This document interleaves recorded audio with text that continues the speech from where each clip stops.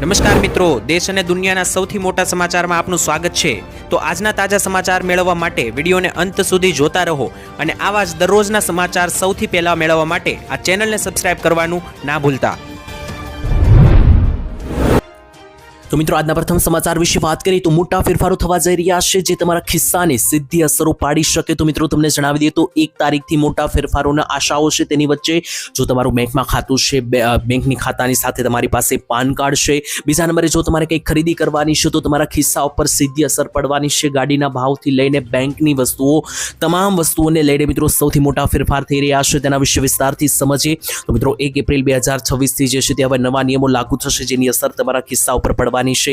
સૌથી પહેલા તો મિત્રો પાન કાર્ડ, બેંક ખાતું અને વાહન ખરીદવું હોય અથવા તમારે કોઈ પ્રોપર્ટી ખરીદવી હોય તો તેને લઈને પણ નિયમો બદલાવાના છે। તેના વિશે વિસ્તારથી સમજીએ મિત્રો નવું બજેટ જે જાહેર કરવામાં આવ્યું છે તો એ બજેટનો જેટલા પણ નિયમો છે 1 એપ્રિલ 2026થી લાગુ કરવામાં આવશે। તો સૌથી પહેલા તો મિત્રો બેન્કિંગ વ્યવહારોની અંદર મોટા ફેરફારો થશે। વારંવાર મિત્રો અત્યાર સુધી જે છે તેવું થતું હતું કે જો તમે બેંકની ઉપર જાઓ છો અને મોટા પૈસા ઉપાડો છો તો મિત્રો પાન કાર્ડ વારંવાર તમારે આપવું પડતું હતું। તેની બદલે મિત્રો અત્યાર સુધી તમે પાન કાર્ડ આપીને કંટાળી ગયા હશો બેંકમાં।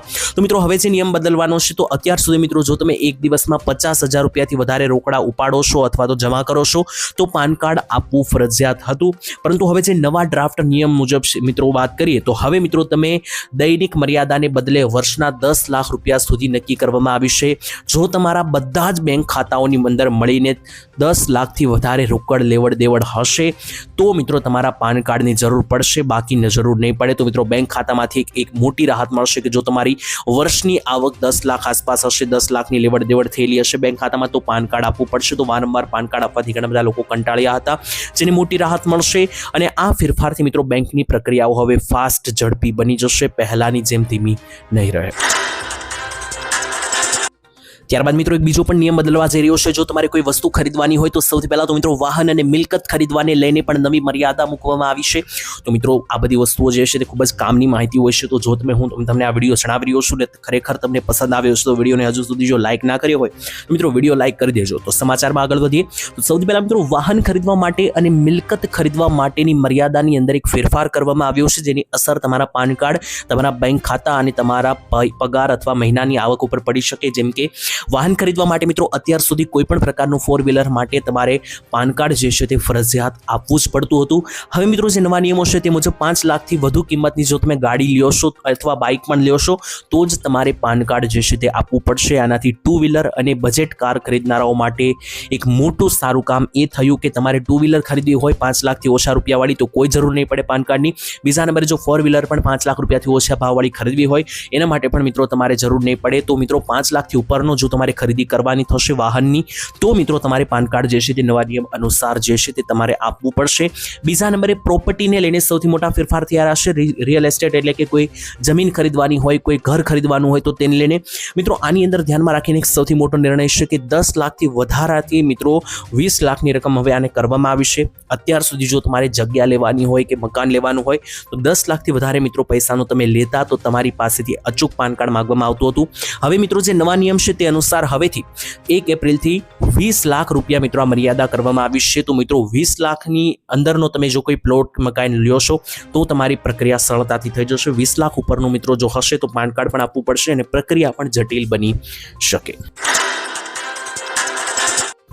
ત્યાર પછી ખૂબ જ મોટા સમાચાર આવી રહ્યા છે। ખેડૂતો 50 દિવસમાં લાખો રૂપિયાની કમાણી હવે કરી શકશે। સૌથી મોટા સમાચાર ખેડૂતો માટે જાણવા અતિ જરૂરી કારણ કે અત્યારે જ મિત્રો આ મહિના માટે જ આ સમાચાર કામના છે તો કાન ખોલીને સાંભળી લેજો। આ જે મિત્રો વસ્તુ હું તમને જણાવી રહ્યો છું તે તમારે આજથી જ આ વસ્તુ શરૂ કરવી પડશે, આવતા મહિનાથી નહીં થાય। તો મિત્રો આ માત્ર 50 દિવસની મહેનત છે જેમાં લાખો રૂપિયાની કમાણી ઘણા બધા ખેડૂતો કરી રહ્યા છે। તો તમે પણ ક્યાંક ને ક્યાંક પાછળ ના રહી જાઓ એટલા માટે હું તમને પણ મિત્રો આ યોજના વિશે જણાવી રહ્યો છું। આમ જોવા જઈએ તો મિત્રો આ કોઈ યોજના નથી, તમારી મહેનતની કમાણી છે। તો સૌથી પહેલા ખેડૂતો કે જે ખૂબ જ મહેનતુ ખેડૂતો છે અને દિન રાત એક કરીને મિત્રો આખા વર્ષની ખેતી કરે છે છતાં પણ 2-3 લાખ રૂપિયા જો હાથમાં આવતા હોય તો તમે એક વખત આ વસ્તુ ટ્રાય કરી શકો।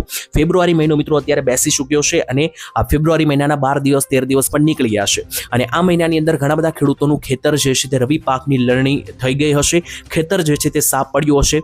તો મિત્રો આ સમયગાળામાં તમે પણ જો મૂંઝવણમાં છો કે આ ટૂંકા સમયમાં કયો પાક લેવો કે જેનાથી વધારે પૈસા અને ઓછી મહેનત મળે તો આની અંદર મિત્રો તમે ભીંડા જેવા પાકની ખેતી લઈ શકો, જેમાં મિત્રો તમને જણાવી દઉં શ્રેષ્ઠ વિકલ્પ સાબિત તમારા માટે થઈ શકે.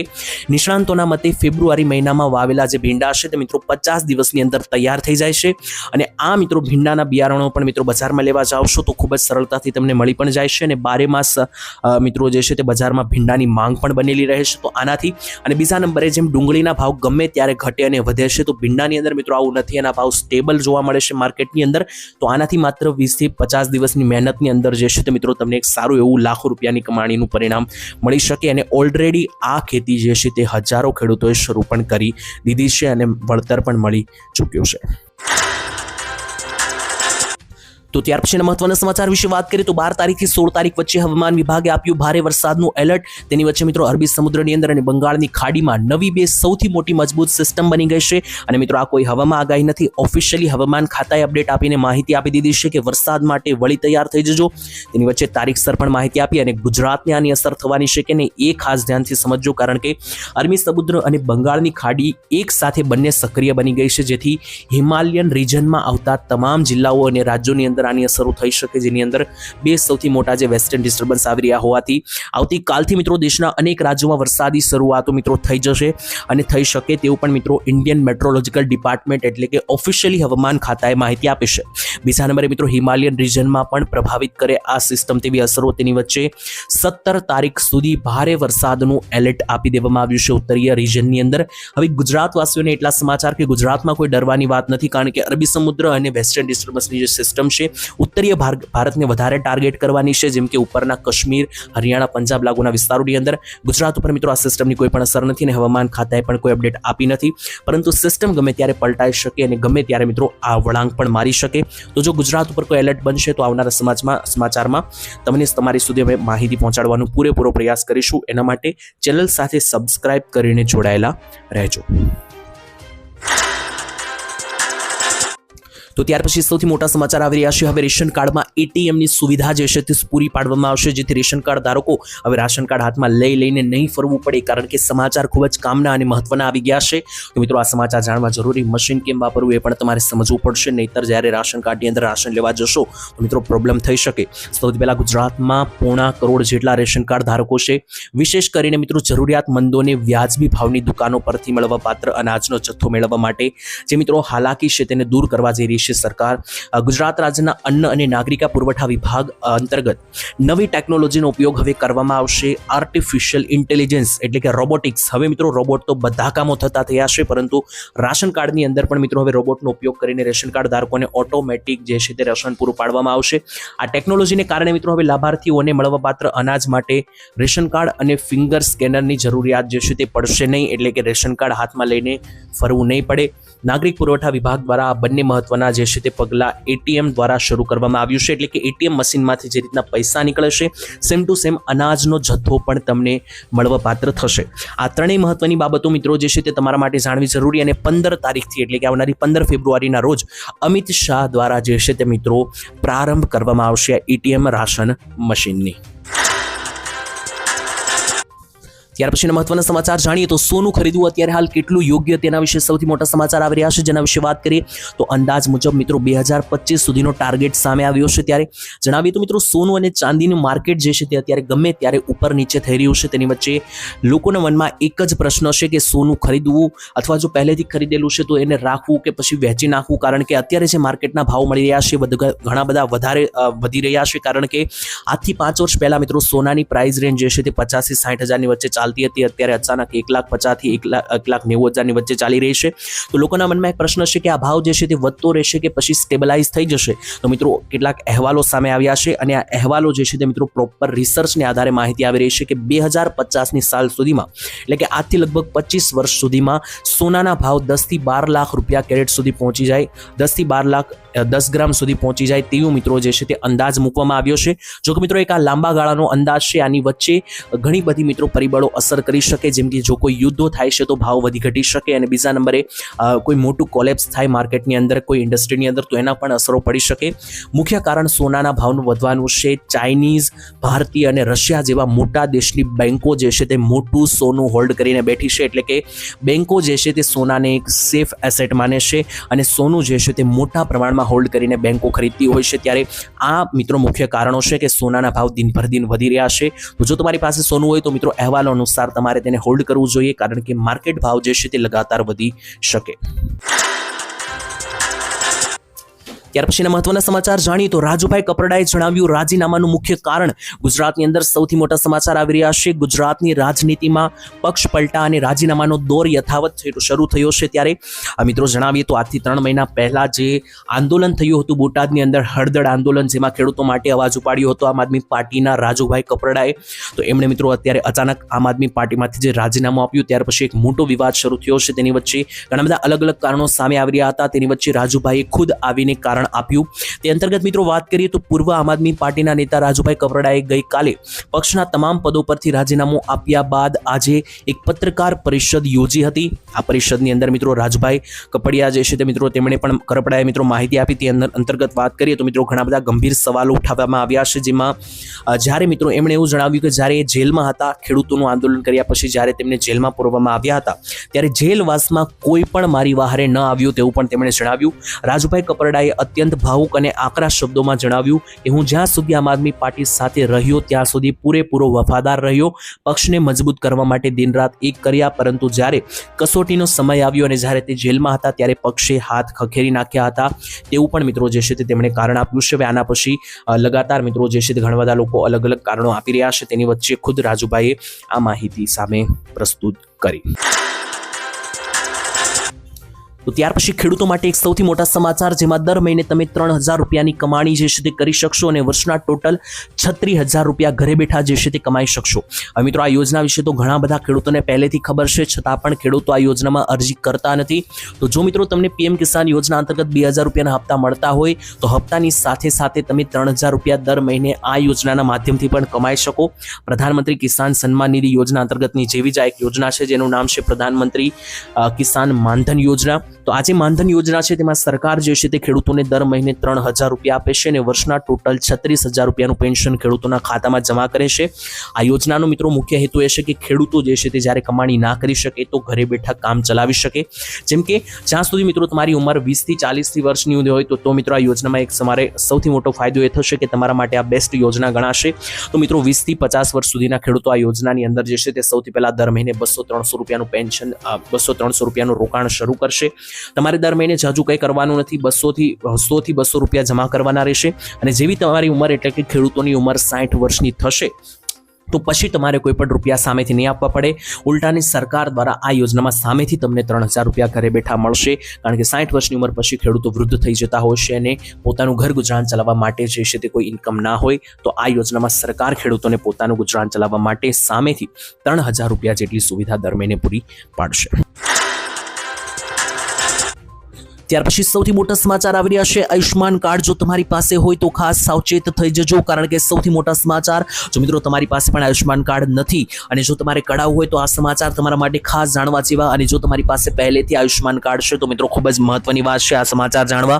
સૌથી પહેલા તો મિત્રો આયુષ્માન કાર્ડની અંદર સરકાર જે છે તે હવે 10 લાખ રૂપિયા સુધીનો પણ મિત્રો જે છે તે મફત સારવાર હોસ્પિટલોની અંદર તમારા પરિવારોને આપે છે. તેની વચ્ચે જો તમે આયુષ્માન કાર્ડ પહેલા તો ના કઢાવેલું હોય તો વહેલી તકે કઢાવી લેશો, તમારા માટે ફાયદારૂપ થવાનું છે. અને બીજી વાત એ છે કે ઘણા બધા લોકોની એવી ફરિયાદો આવતી હોય છે કે આયુષ્માન કાર્ડ હોવા છતાં હોસ્પિટલો મફત સારવાર આપવાની મનાઈ કરી દેશે, આનાકાની કરે છે.